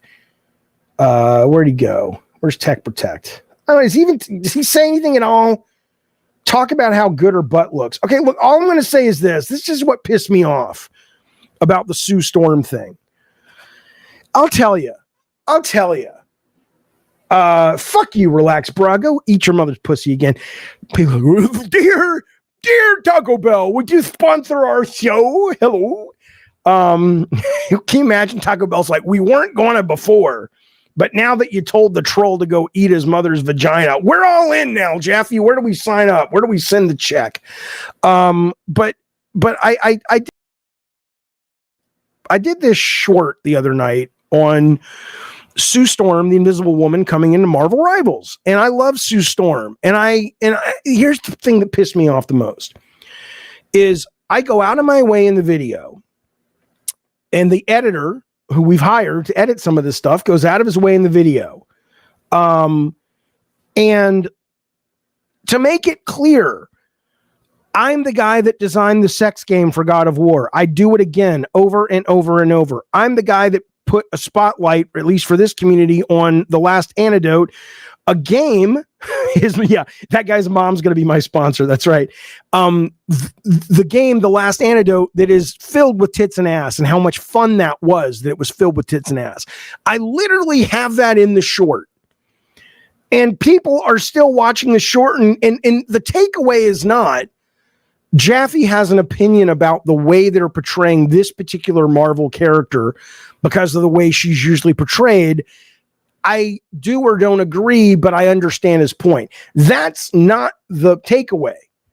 The takeaway is, Jaffe's so woke, he doesn't like big boobs. Or I'm trying to ruin Marvel Rivals. Why are you, listen to me. Some of you people, seriously, not the trolls. I know the trolls. I appreciate you. You help me make content. I appreciate that. Thank you for that. But the ones that really believe this, why are you so stupid? Seriously, why are your critical thinking skills so poor? Why is your media literacy ability so underbaked, underdeveloped? That when someone goes out of their way to say, here's an example, now that I've given you those examples, here's something that maybe you should look at through a more nuanced filter. Why don't you understand it? Why you got to be so dumb? That's my question. Well, there you go. One pump man says most people are just fucking stupid, Jaffe. Could be that. Benjamin has a great point. That's a much better way than I could have put it, which is this. He says the Sue Storm outfit is like putting Mon Mothma from Star Wars in the slave Leia bikini. Right. It's not that there's not room in Marvel Rivals even, for super overt sexual characters. Have at it. Take some clothes off Magic. I'll be there for it, right? Take some clothes off Psylocke. If you like the men, do the skin from Love and Thunder where he ain't wearing a stitch of clothing when he's talking to Zeus. Go for it. I'm just saying that particular character, it's weird because she's not usually sexualized. It's like sexualizing Dolly Parton or something. It's like, yeah, she's got boobs. Yeah, she's a woman, but she's just kind of an asexual thing. That's just how she's written for the most part. And I know she likes Namor, but usually she's not sexualized. It was a nuanced conversation, but I'm just going to, from now on, chalk it up to what one pump man says, that most people are just fucking stupid. How about that? Yeah, Silver Sable, bring her in. Yeah, where's this asshole now? What was his name? I don't even know what his name was. Fucking idiot. Okay. Witch X says Dolly Parton isn't sexualized. Okay, wait a minute. I understand. People talk a lot about Dolly Parton's boobs, and maybe if I was younger when Dolly Parton was in her heyday, but I came up with Dolly Parton when she was like already 40 and 9 to 5 and I was 10. Okay. So Dolly Parton to me is always like the grandma that's got the big bosom. And I'm using bosom intentionally because bosom is the least sexy word you can think about. And so Dolly Parton is a big bosom woman. I can't think of her as a sexual way. That's all I'm saying. I know she was in the Best Little Whorehouse, and I know who she is. She sang Jolene. She wrote The Greatest Love. I can give you her whole fucking discography. I'm a fan. Wayne says, oh my God, Jaffe, have fun. You fuck. It's a superhero. They're not real, remember? I am having fun. This is fun. Johnny says you better keep Queen Dolly out of your goddamn mouth. She's a national treasure. I know that. I'm not disrespecting her. Elvira's the same, PK99. I'm sorry. I could not get into Elvira. But I'm not saying she's just one sexual to me. She had big boobs, but she was just too. I don't see her as sexual. I'm sorry, I don't. Yeah, there you go. Billy Bones says Dolly's attractive, but I never thought of her as a sex symbol. Right. The point is, though, that was the Sue Storm comment. Shut up. Okay. Let me reset my brain for a moment. Here's what we're gonna do. I want to show you some really interesting stuff coming up after the break. But the break is going to be worth your time. So here's what we're doing when we come back. We're going to talk about, we're going to do a demo of this game called AI People that is like The Sims, but with AIs that you can talk to. We're going to look at that a little bit later. We're going to look at a design document, a 300 plus page design document that will never be made now because of a decision EA made. I haven't even opened it because I wanted to see it with you guys, but it looks like one of the most expensive design documents ever made, 414 pages. We're going to look at that and talk about why design documents are stupid. We're going to maybe talk about what the horror games community website suggests are the best horror games for people who are not yet into horror, but they want to be into horror video games, what they suggest you play. We're going to look at some interesting trailers. I understand, Jot, by the way. It's a good point. Taylor Swift is deeply unsexual. I can't explain why. I don't feel that way about her, but I absolutely get how Taylor Swift would be someone that you look at and say, I know she is empirically attractive, but I get your point. I don't feel that, but I get your point. But first, I want to show you something that up until this point has only been something available to members. This is a 5-minute video about God of War 1 production stories that, unless you are a member, you've never heard, probably. You've never seen, probably. I'm going to put this up. I'm going to get a Diet Coke. I'll be back. And I want you to take a look at this. Tell me what you think on the flip side. These are God of War production stories you've probably never, ever heard of. Here we go. The design for Ares was, it wasn't like the typical, Spartan, like an armor type design, Like when you look up Ares on Google, like you see a lot of Spartan-esque designs with armor rather than the long flowing hair in God of War 1. Yes. Do you know anything about the process of that design? Like how you guys created it? That was Charlie Wynn's doing, and I'm trying to. I remember he spent a good amount of time on it at first. I know him and Cecil Kim, who actually tweeted out a bunch of God of War 1 images that he did years ago that I hadn't seen until today from ages ago.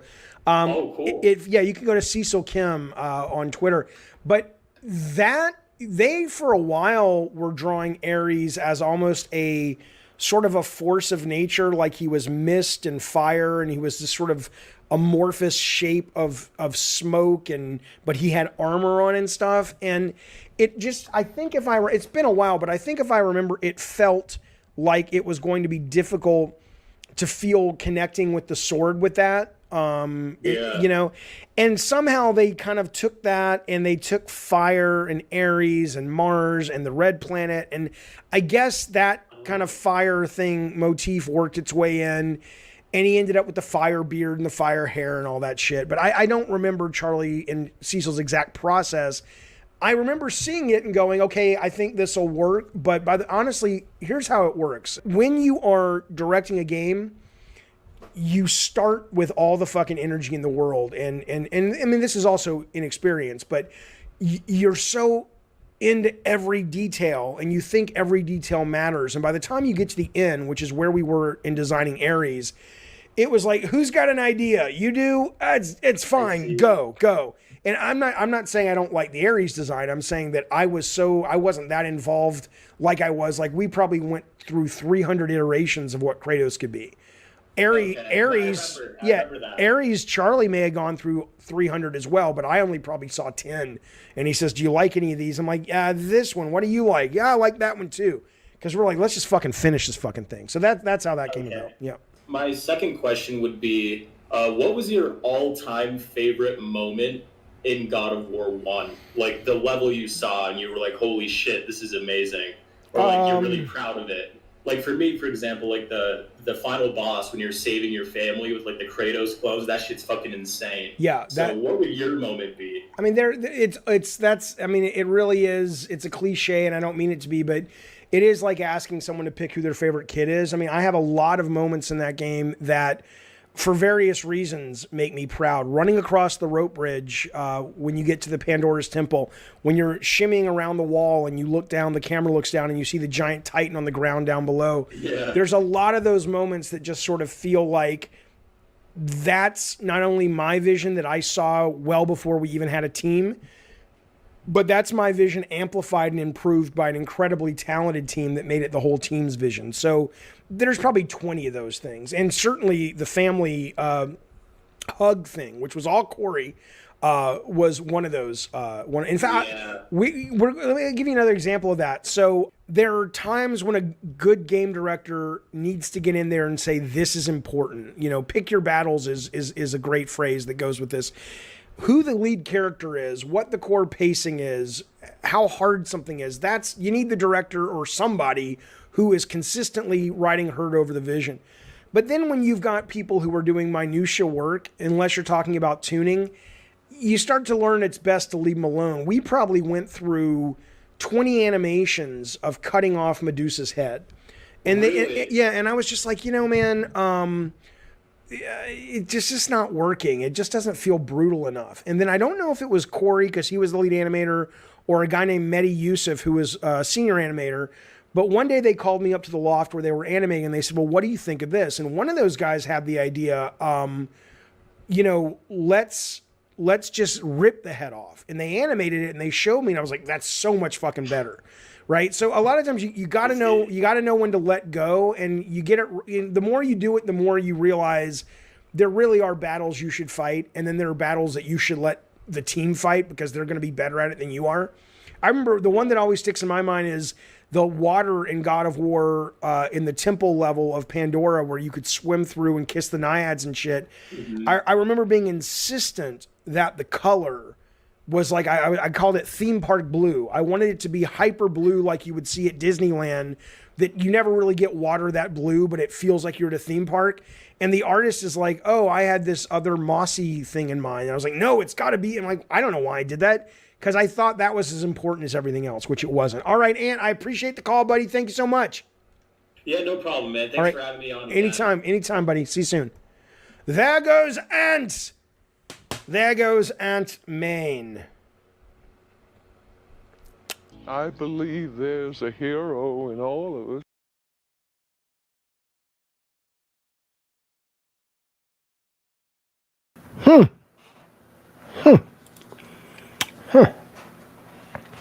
Well, that's pretty, whoever that guy was, pretty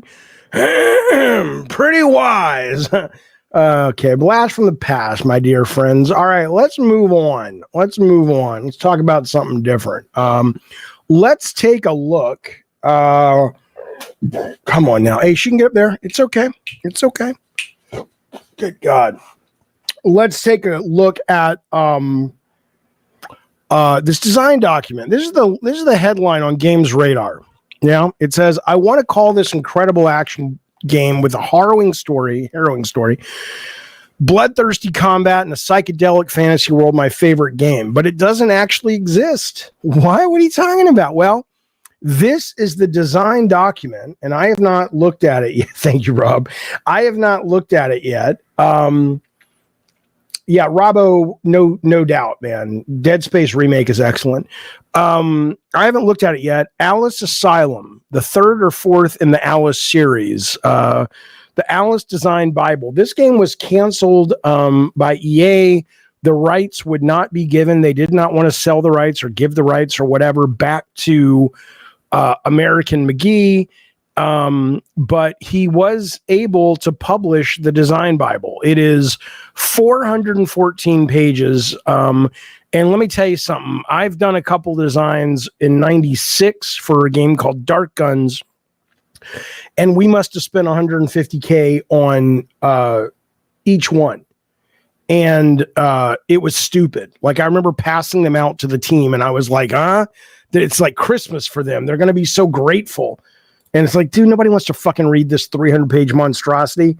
Design documents in this way that were being done is so stupid. But that said, though, I'm curious what it looks like. You know, maybe it was important for this particular game.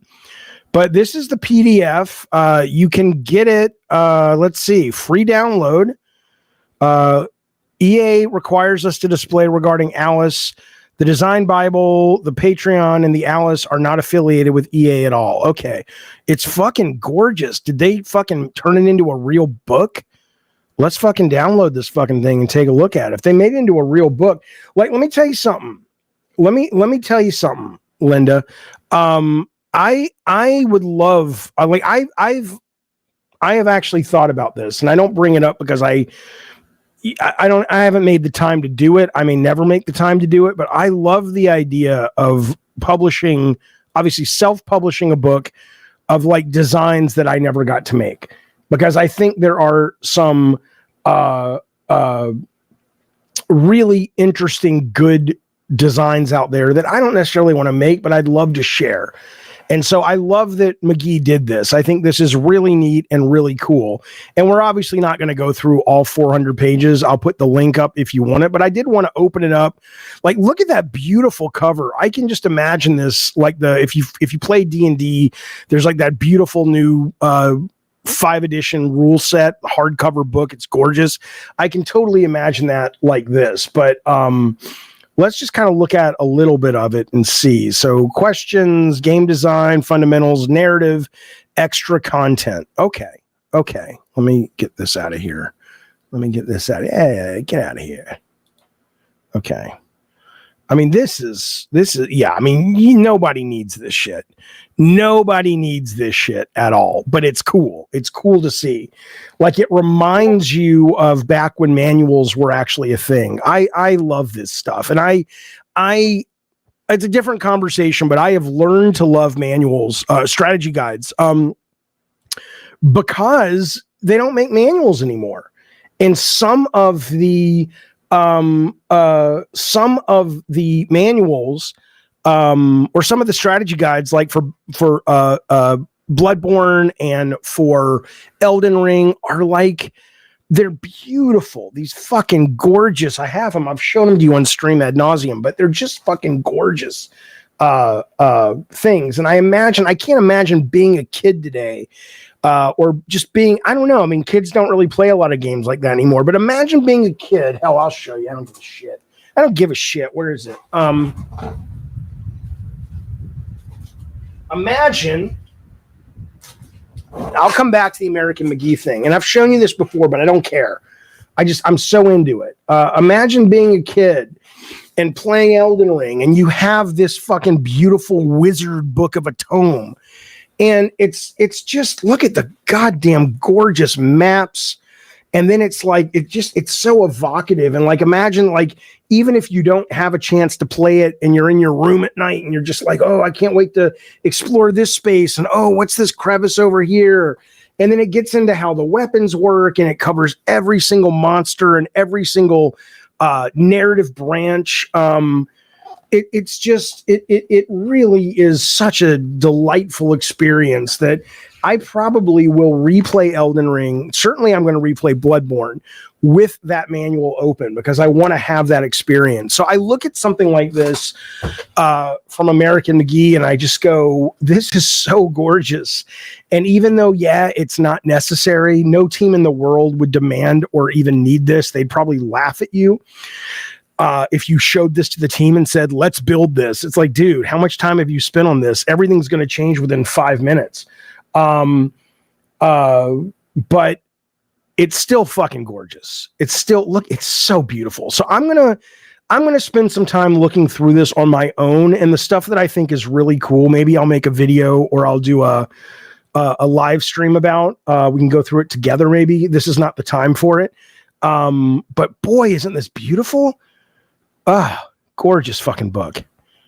If I wonder if they could publish this. They probably can't. Probably EA was like, no, we own it, and you can't make any money. Oh, look at that. Look at that room. The moon. Come on, man. It's beautiful. Fucking beautiful. So if you're curious about this, and if you're curious about this and you want to see it yourself, let me put a link up for you. You basically just go, you download it. But here's the news story that links you to the Patreon, where the link is. Hang on. It's on Games Radar. It's really pretty. And maybe we'll do a conversation about it down the road. Okay, I think it should be right there. Okay, there you go. It's sad when they mass produce black and white manuals. I mean, dude, all I can tell you, Toxic, is, again, I know it's fun to just look back and say, remember when, but fuck, man.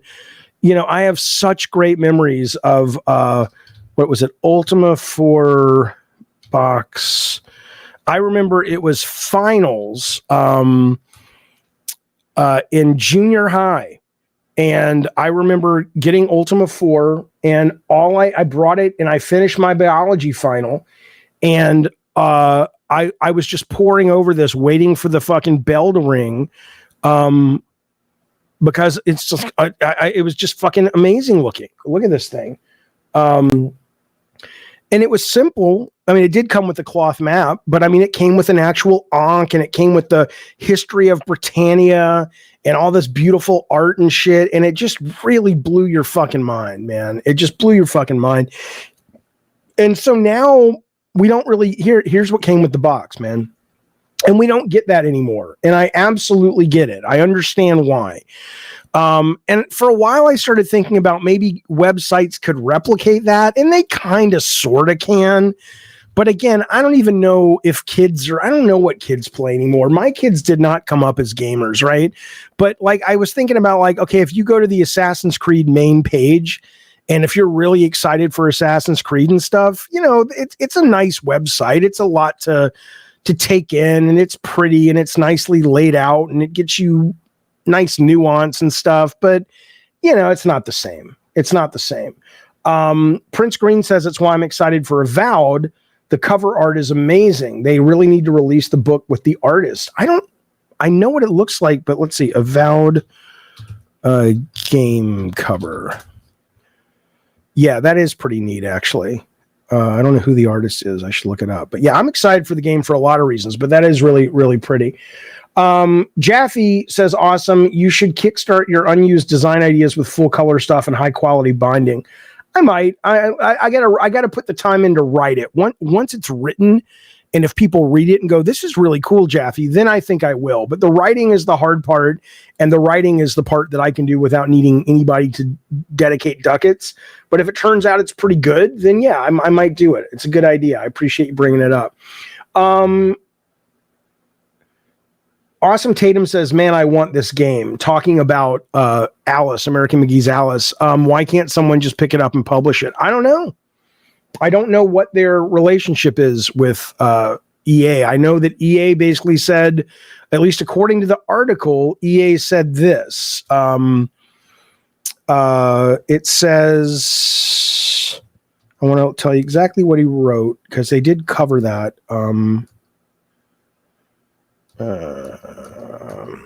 Here, it's difficult to think of Alice Asylum as anything other than what it is, clearly desperate to be a game. But after EA officially canceled it and denied McGee ownership of the IP, Alice Asylum will never become a game.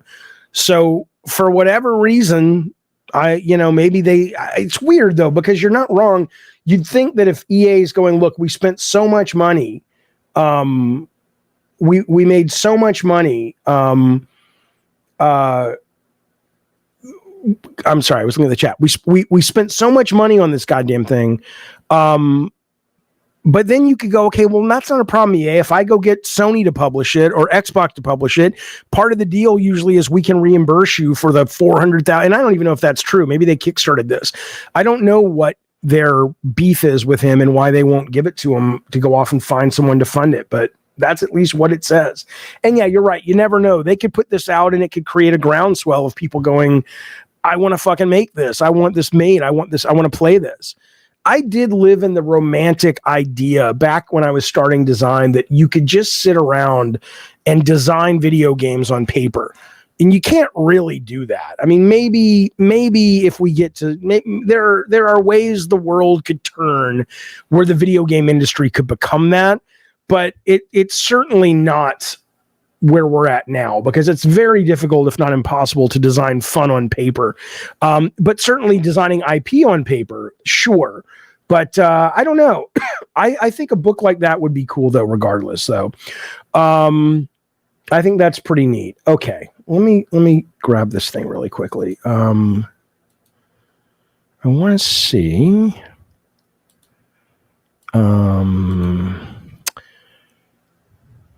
You know what? Here's what we're gonna do.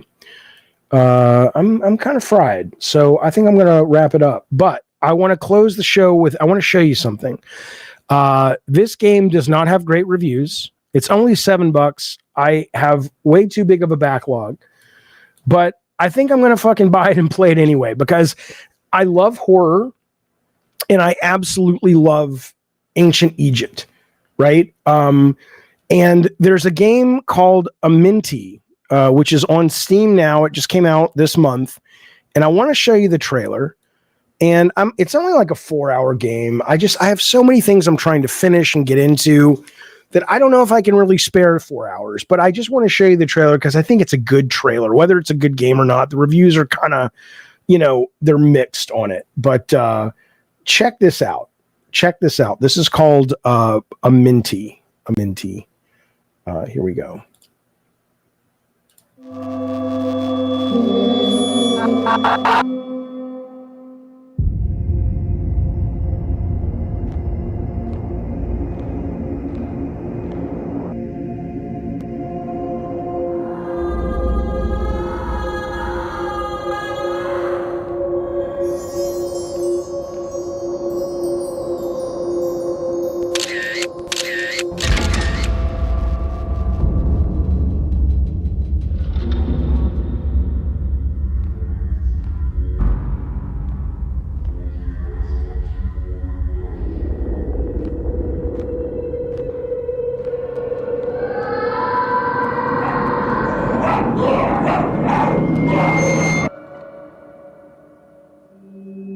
I mean, come on, man. That shit's cool. Horror in Egypt. Let's just see what the reviews are. Why are the reviews Aminti Steam? Let's see. As of a couple days ago, the reviews were okay. Oh, now it's mostly positive. Okay. It does look rad, JJD. Plo says it looks creepy as fuck. Kevin, I may get it and stream it. Goes from stunning to terrifying, nice, quick, scare me a lot. Okay, that's good. Not recommended from this guy. Pretty boring and really short. I don't mind really short. Less than an hour long. I'm in. This is what I've been looking for. Okay, I had fun. It's more of a tech demo or vertical slice. Okay, maybe they were looking for like a full feature game. Con, short game. That's not a con, baby. That's good stuff. How much? It's like $7, right? Yeah, I'm picking this up. I'll stream this. Absolutely. So yeah, scary Indiana Jones. There you go. Exactly. Okay, listen, fellas. I want to tell you something. I had a lot of fun today doing the streams with you guys. We did one this morning. We did one today. Tomorrow, in fact, you know what? Maybe this will be my morning stream because I'm going to get up tomorrow and stream a game and not a proper stream because then I'm going to be moving on at 11 or 1. I think it's 11. I'll be streaming something in the morning, but then I'm recording a show with Colin, and then I'll be back in the afternoon with the Gabbin' and Games. Don't forget Thursday, if you want to hear me and Victor Lucas talk about the probable reveal of the Switch 2 hardware and Indiana Jones, The Great Circle. That'll be on this channel happening at 5 o'clock. And then I think we locked down the interview already. Let me double check and make sure. Lover or hater, I don't know her, but I certainly don't. What I wrote to her was, we have the same people who hate us both. So I guess that makes us allies.